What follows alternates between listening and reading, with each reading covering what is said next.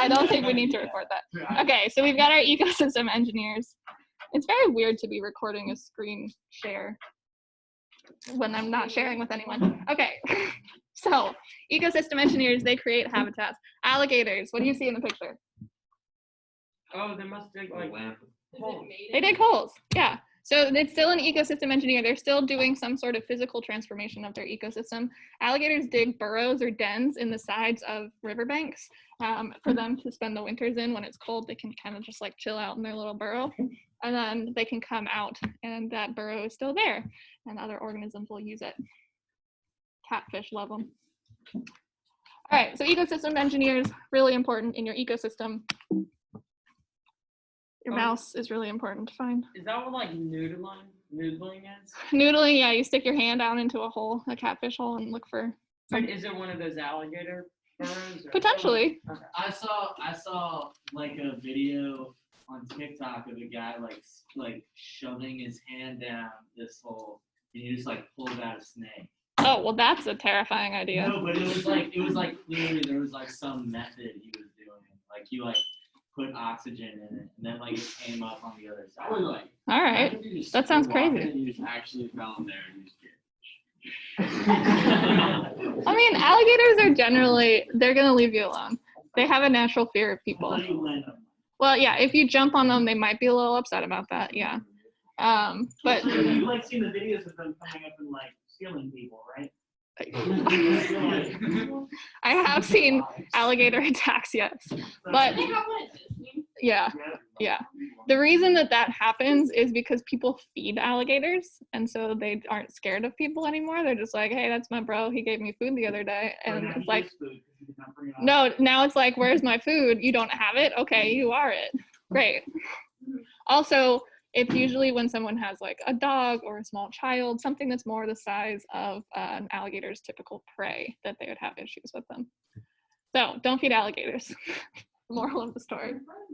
They're really important. They do top-down mediation. They regulate the populations that they live with. Could they kill a lion, do you think? I think it'd be really hard for them to kill a lion because alligators are found in America. So just by habitat overlap would be tricky. I would want to see. That would be really cool. Crocodiles, yeah, probably. I feel like a lion would have the size advantage, wouldn't it?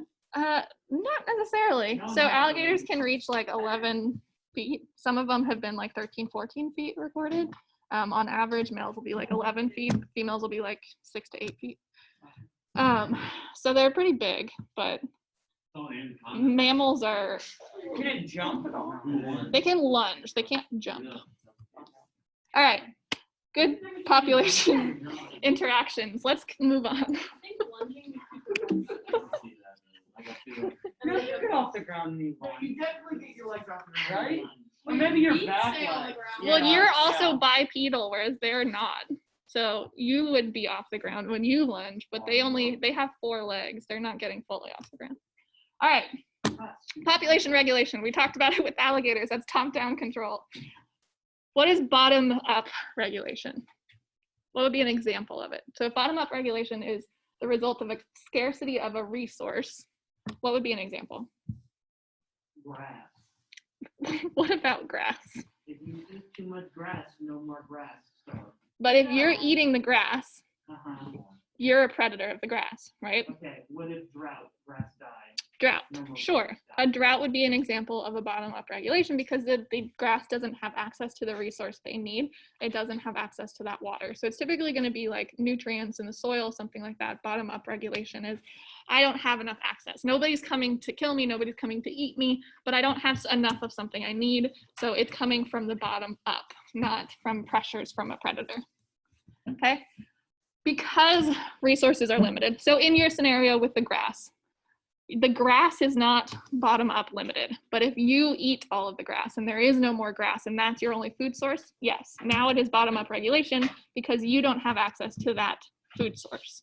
So it depends on which direction you're looking at. You're exhibiting top down regulation of the grass population, but once that's gone, it's bottom up in terms of you. You are now, your population is controlled by the lack of that resource. Does that make sense? Depends on who you're looking at, which population is being controlled by this regulation. The grass is a confusing example. Let's think of another one. So also dealing with grass, we watched a video on the marsh. What was the top-down regulation in that? The snails were top-down regulation on the grass because they were eating the grass. What was a bottom-up regulation on the grass?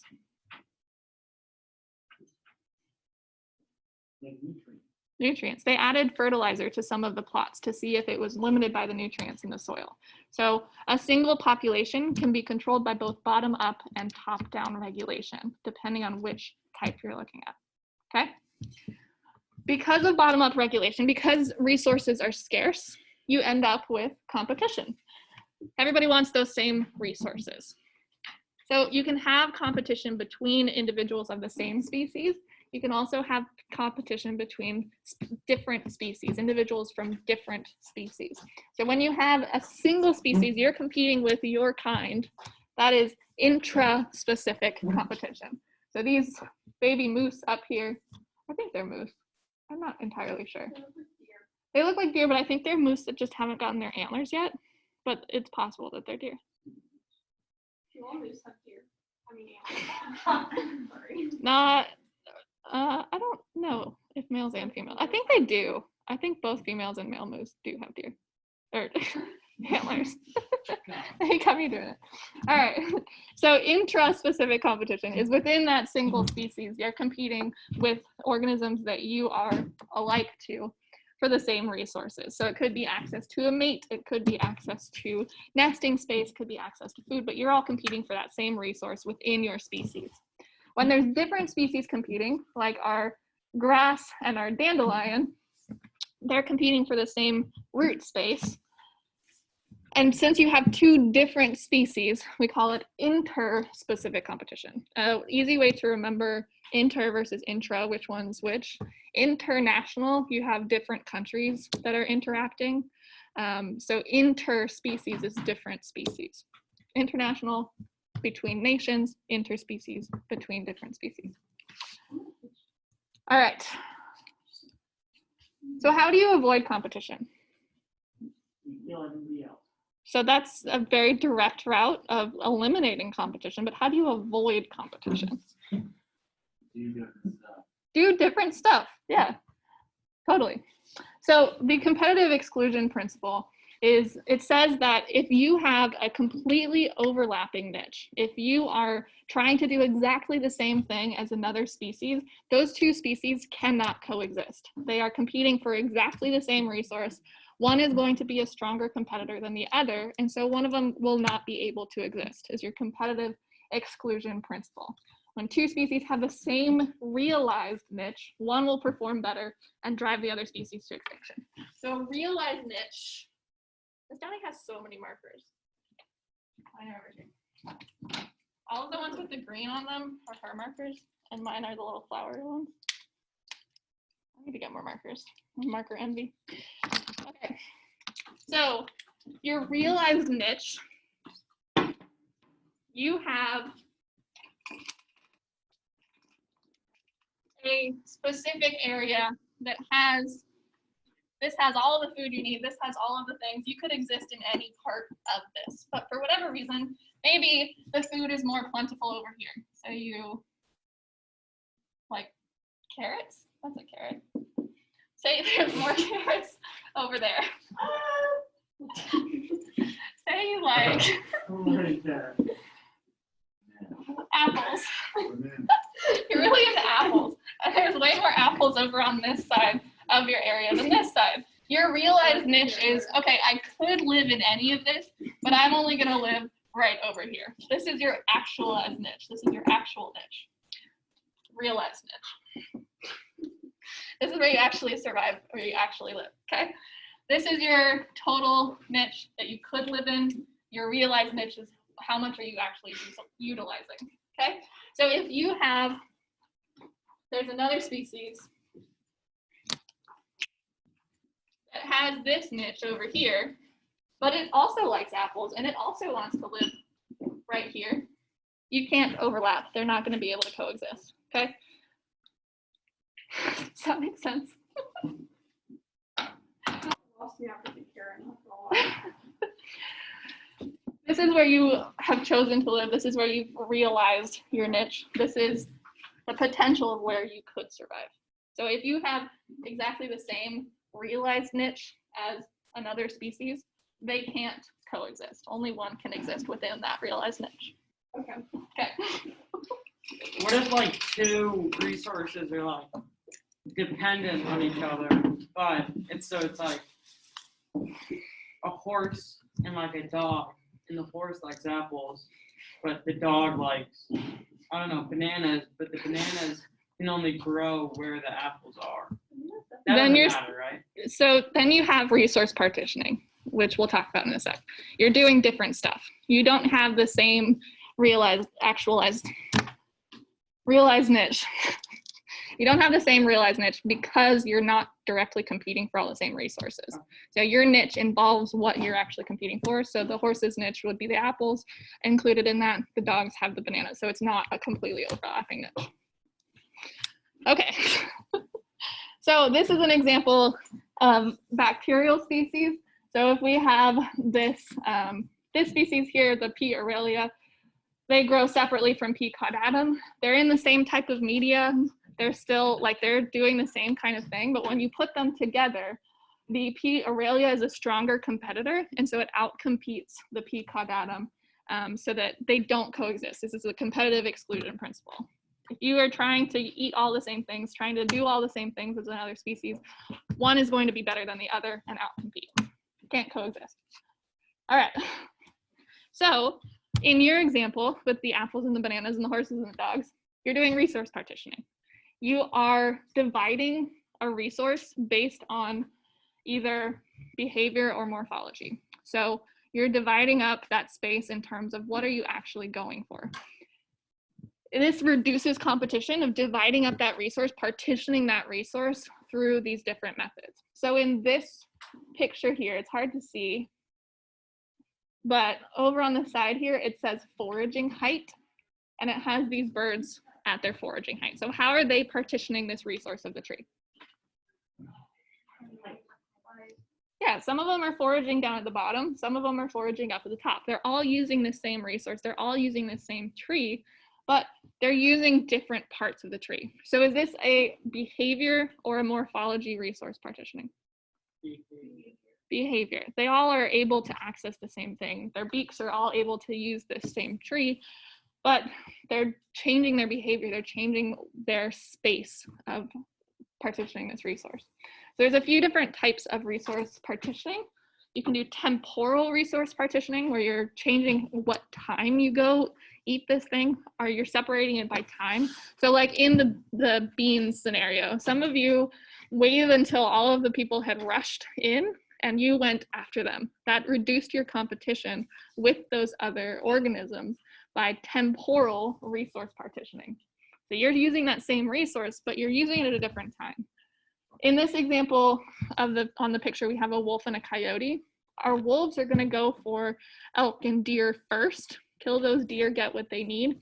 Coyotes are going to come in afterwards and scavenge those elk and deer after the wolves have eaten. So they're using those same elk and deer, but they're partitioning when they go access that resource. You can also have spatial partitioning.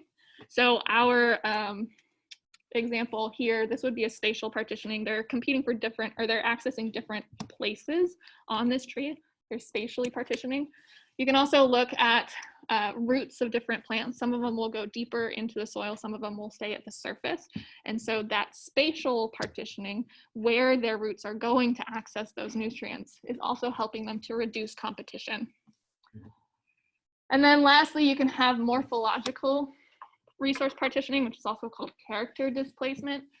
And basically that's, you have parts that are good for different things. So in here we have our ermine and black-footed parrot. They live in the same habitat. They're both little like weaselly kind of things.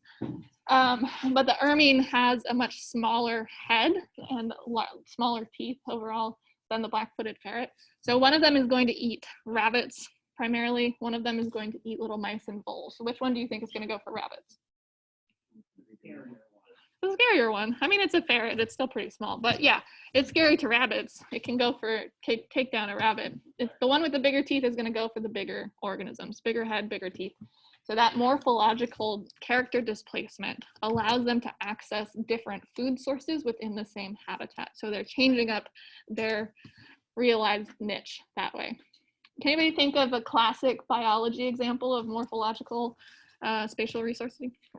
Spatial. Yes, the birds. Thank you. What birds are we talking about? Finches. Yeah, so Darwin's finches are a classic example of morphological resource partitioning, where they had access to a limited amount of food on the Galapagos Islands, and so their beaks are all different shapes. They can partition those resources depending on what they can actually access with their morphology. All right. So all of those things that we've talked about so far with community interactions are going to be like the norms of community interactions and populations interacting with each other. Introduced species are when you have something there that was introduced to the habitat. It was not there to start out with. Because habitats and ecosystems work in an equilibrium, if you introduce new species, it can result in the degradation of ecosystems. It can break them down. The reason for this is you have a lack of restraints on the population growth of your introduced species, so there's not a natural predator that's going to keep them in check.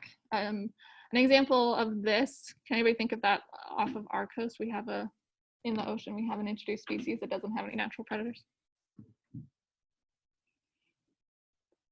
It's a fish. If that helps. The blue whale. We don't have a problem with too many blue whales. What did you say? An introduced species that does not have a natural predator. Blue whales don't have a whole lot of predators, you're right. Lionfish, yes, that's what I'm looking for. So the lionfish is an introduced species. It's native to Asia.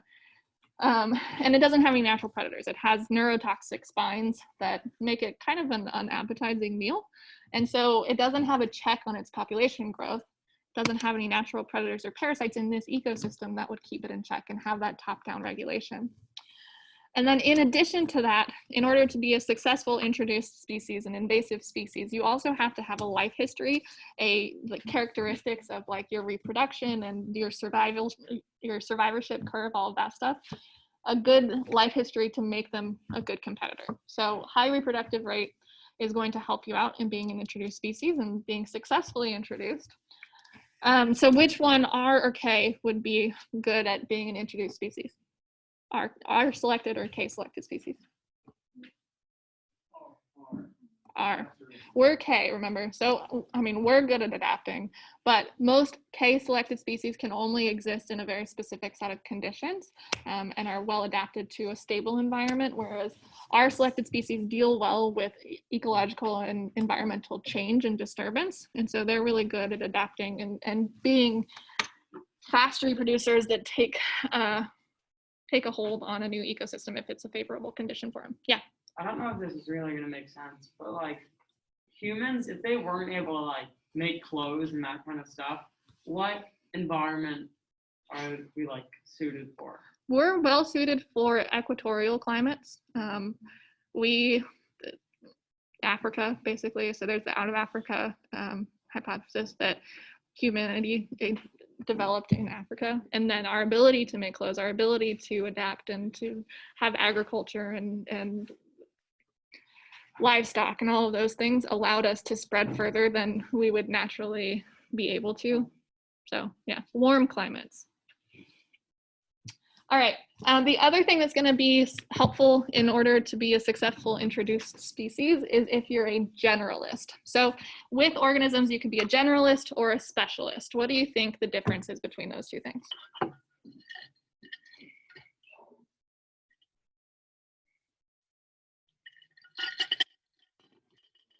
Do a lot of different things. They're really good at one.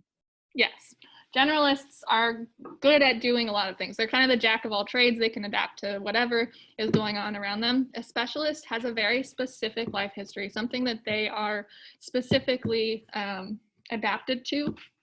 And so a specialist could be like a bee that can only pollinate this one flower, or the flower that can only be pollinated by one bee or one fly in order to reproduce. That is a specialist. It has a very specific small niche that it can exist in, whereas generalists are like, this is fine, I can deal with this. So we would be kind of generalists. We are good at adapting to a lot of different habitats. So an example of an introduced species, in 1859, rabbits were introduced to Australia. So Australia is a continent, but it's also an island. And so islands are insulated from a lot of new species compared to a large continental area. And so on islands, typically, depending on, we'll talk about islands more in a second, but Australia didn't have rabbits before 1859, or they didn't have a rabbit problem necessarily. But Australia was colonized by British people, and there was a guy who decided that he missed home and really wanted to go hunting. And so they released 24 rabbits, and those 24 rabbits got to the point in 10 years where you could take out 2 million of the population and they'd be fine and they'd bounce right back. Rabbits are incredibly good at reproducing, and they are generalists. They actually hybridized. They mated with another rabbit population, and so they adapted to Australia even better than they were before. And so Australia still has a rabbit problem since 1859. They still have uncontrollable rabbit populations, and with those rabbits, they have diseases that get spread in the rabbits as well. So if you have any rabbit control ideas, I'm sure Australia would love to hear them. You got his hunting wish. Got his hunt. Oh yeah, for sure. Hunting forever. Okay. Some other invasive species, zebra mussels in the Great Lakes. They are non-native. How do you think mussels got into the Great Lakes? They're not a wide-traveled organism, right? Mussels, you don't think of them moving too much. How'd they get there? They're on like a boat. Yeah, they're in a boat actually. So they kind of did just dump them there. So in boats, they have ballast water. Ballast water is like water you take up from your surroundings that you hold inside of a container on your ship, and it can control where you are in the water, how high you are in the water, how high you're sitting. And so when you're going through canals, like in the Great Lakes, getting into those areas for trade, you have to change your ballast water depending on the depth of the water that you're in. And so you take in water from somewhere in the world, and then you might travel somewhere like the Great Lakes, and the water in your ballast could be from Asia. And then you just dump it in there because you're trying to raise yourself up in the water, and all of the organisms, all of the pollutants, all of the stuff that was in that water get dumped with the ballast water. So that's how they think these zebra mussels made it into the Great Lakes, is in a ship in the ballast water. And now you can just get handfuls and handfuls of them. Mussels are filter feeders. So why would having a really clean, clear lake be a bad thing?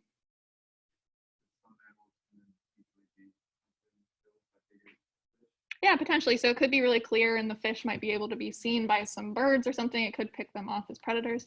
Why else?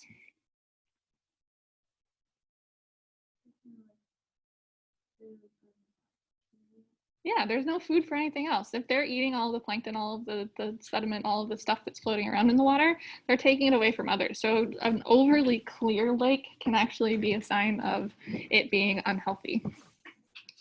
Can be, not always. Depends on the lake.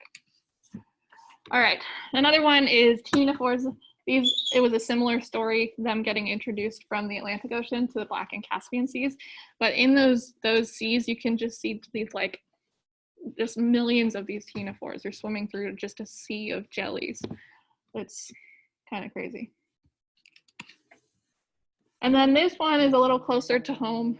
Sorry, I have an appointment with a veterinary specialist tomorrow and they're trying to talk to me. My dog has an appointment, not me. So, water hyacinths, a little closer to home. You might have seen this one before. These are invasive in Florida and the southeast United States. They look really pretty, but they can cause problems in the water bodies that they're in. How could this cause problems? It's living on the surface of the water. Yeah, so it could block the sunlight for stuff below it. It also is very tolerant of a lot of conditions, and so it'll grow really well and take up nutrients and then die. As that plant matter sinks down to the bottom, it gets decomposed, and those decomposers take up all the oxygen, and so you can have fish kills from this too. So if you have too much plant matter, it's similar to an algal bloom where you have too much algae growing, and then it takes up the oxygen and kills everything else out. And then this one also close to home, kudzu. This one we have a problem with because it doesn't have any natural predators. It doesn't taste very good. Goats will eat it, but that's about it. And so it takes over everything. I think there's something wrong with goats' mouths. They eat like tin cans and stuff. Anyway, that's not a scientific opinion, it's just personal. All right, so as we see these changes in ecosystems, whether they're natural or unnatural, you have changes that happen. Ecological succession is when you transition from one community to another. Typically, when we talk about succession, we're talking about colonizing and making, after a disturbance or something like that, you're making a new ecosystem. So in this colonization process, you have pioneer species, which are the first ones to go colonize that after a disturbance. These pioneer species are really important because they change the ecosystem in a way that will make it more habitable, more favorable for other organisms coming after them. We'll talk about that in a second, but that creation of conditions that are more favorable is called facilitation. They're making it easier for other organisms to come in and live in this ecosystem now. Over time, just like we talked about in our fire disturbance section, some of this is going to be review. Over time, you have this change of your community, the change of the makeup of the organisms in your community, and you end up with a climax ecosystem, something that's stable. The assemblage of species, the mix of species is going to continue through time. It doesn't change dramatically. It is a dynamic balance, so there might be some small fluctuations, and if you change one thing, then the other things will change too, but it's in equilibrium. So unless you change something dramatically, this is how it's going to stay for the foreseeable future. There are a couple different types of ecological succession that are important to know the distinction between. Primary succession is, this is the very first time that this ecosystem has been colonized. This is a colonization of a brand new area. So like with a volcanic island, that's new ground. Nobody's existed there before. So it's going to go through primary succession. The important thing to note with primary succession is that you're starting with rocks. You don't have any usable soil here. So it could be that a mountain has existed for a long time. It got uncovered. There was a glacier on top of it. Now it's uncovered rock. It could go through primary succession now, where things like lichens and mosses come in and settle on that rock and turn it into soil. How would lichens and moss turn rocks into soil? Just take a guess. So they're going to break it down. How are they going to break it down? What would you use if you had to get through a rock? A pickaxe. If you were a lichen and didn't have access to power tools. Like acid, maybe? Yeah, acid. They're going to use acidic compounds. They're going to use enzymes that can literally eat through that rock, break it up. Okay, so primary succession, you're starting from the ground up, literally. You're starting by making soil. So in this graph, this is a picture. It's not really a graph. This image, you're starting with the rocks, and your pioneer species, your first organisms to come and colonize in this primary succession are your lichens and mosses. After they've created the soil, now you can start to see bigger and bigger plants. Why would you not see trees colonizing right after the lichens and mosses? Wouldn't be enough nutrients.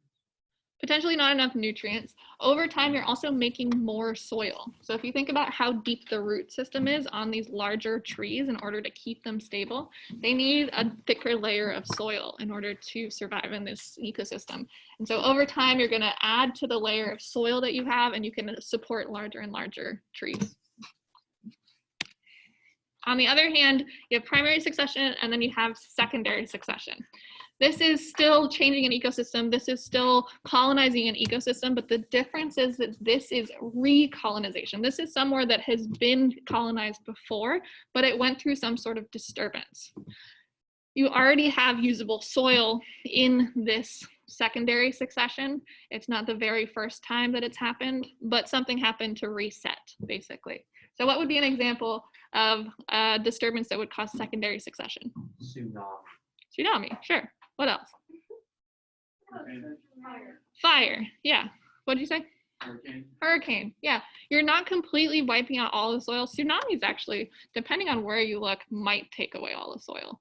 But up further in, you probably aren't taking away all the soil. Mini tsunami. Mini tsunami, yeah. Classic. A comet hitting your town. A comet, that one you might have to start from scratch. All right, so secondary succession is somewhere that has been colonized before. A comet might cause enough disturbance that you're down to a rock layer now. I watched this movie where the comet hit the ocean and started a mass tsunami. Cool.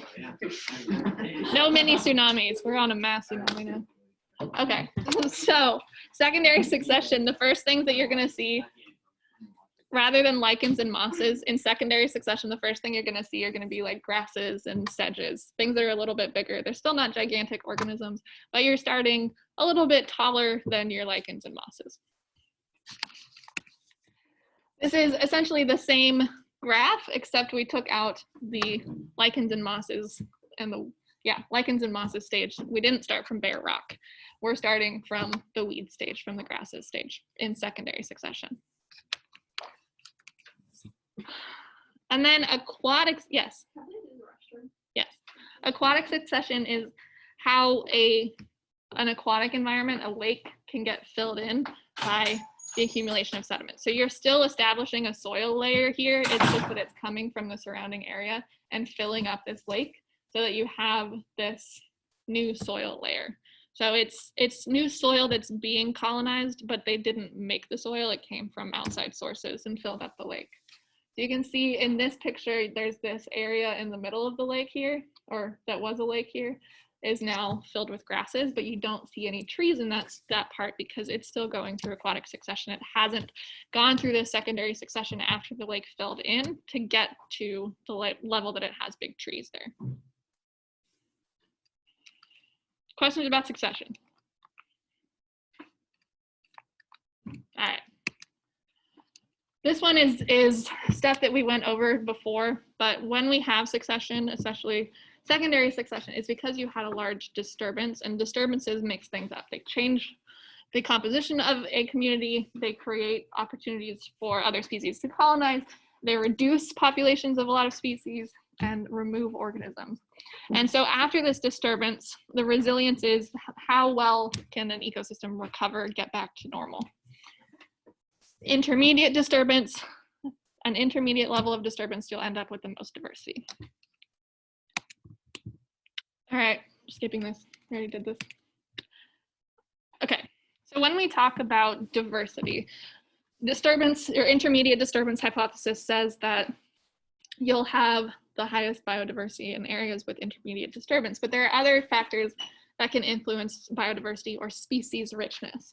So species richness means the number of different species in a community. How rich is your community in species? Places or things that will influence how many species you have. If you're close to the equator, there will be more species that can live there because the conditions are less stressful for life in general.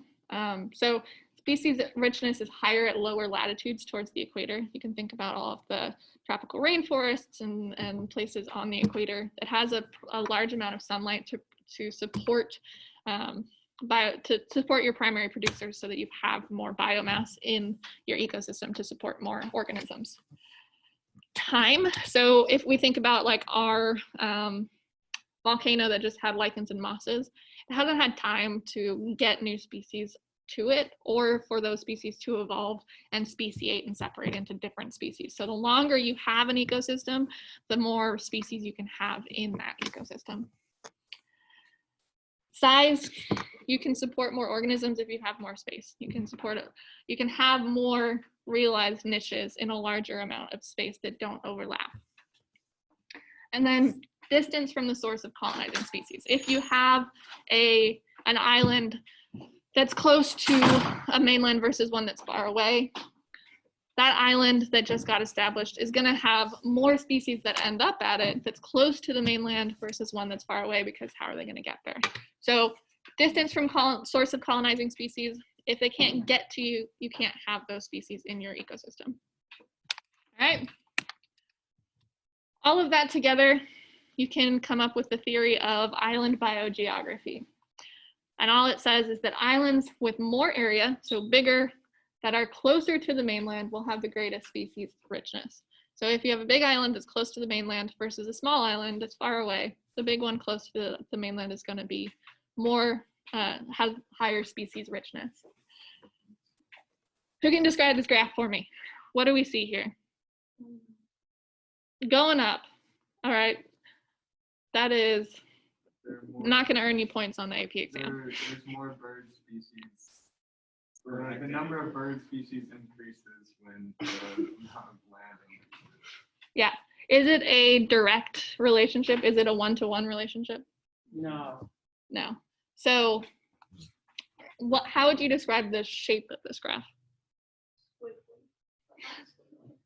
Again, go through, okay, so when this is something that in general we need to work on for the AP exam. When you're describing a graph and it asks you to explain the trends, it's not enough to say it goes up, it increased. You have to say specific areas of the graph. So you could say there's a steep incline in bird species from 0 to 60 hectares of island area. After that, the relationship flattens out a little bit. It is still a positive relationship. They are still increasing, but it does not increase as much as over here from 60 to 200. So they want you to be really specific with the explanation of graphs and break it into chunks and trends in the graph with numbers associated. It's something that we'll practice as we go through more and more, but they want you to be really specific on trends. Trends are not just it increased. It's when did it increase? When did it flatten out? When did it decrease? Did it have any dips in the middle? They want you to give a lot of detail in that. All right, so these are the major points to understand. You can look back through this and check over and see if you missed anything, if there's anything that you need to focus on. It's basically just an outline of the presentation, so you can look at it when you're studying. All right, we're gonna do an activity. Time of the classroom, 1 o'clock, plenty of time. All right, we're gonna do an activity all about island biogeography. How many people do we have? So we're gonna have one group of 3, and then everybody else will be a group of 2. I'm going to stop recording Zoom now because I don't need it.